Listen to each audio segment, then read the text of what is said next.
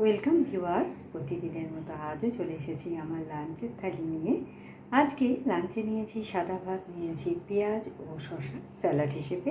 প্রথম পাতে খাওয়ার জন্য নিয়েছি কাঁকরোল ও আলু ভাজা, যেটা আমি বড়ি দিয়ে রান্না করেছি। প্রথমে তেলে কয়েকটা বড়ি ভেজে তুলে নিয়েছি।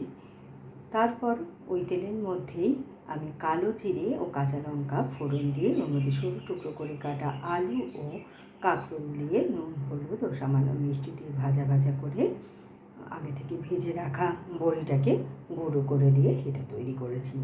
তারপর নিয়েছি গন্ধরাজ চিকেনটাকে আমি গন্ধরাজ লেবুর জেস্ট, গন্ধরাজ লেবুর রস, টক দই, গোলমরিচের গুঁড়ো, আদা রসুন বাটা ও নুন দিয়ে বেশ কিছুক্ষণ ম্যারিনেট করে রেখেছি।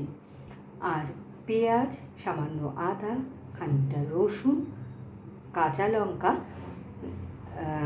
কড়াইয়ে জল দিয়ে সেদ্ধ করে মিক্সারে বেটে নিয়েছি।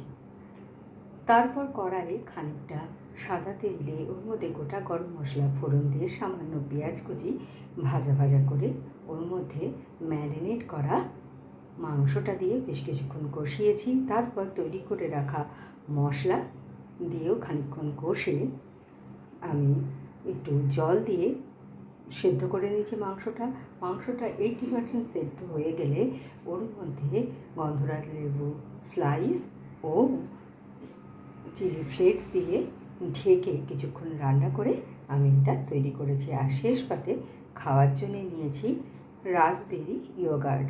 তো কেমন লাগলো আপনাদের আমার এই লাঞ্চের থালিটা? ভালো লাগলে লাইক, শেয়ার এবং সাবস্ক্রাইব করবেন আমার চ্যানেলকে। Thank you for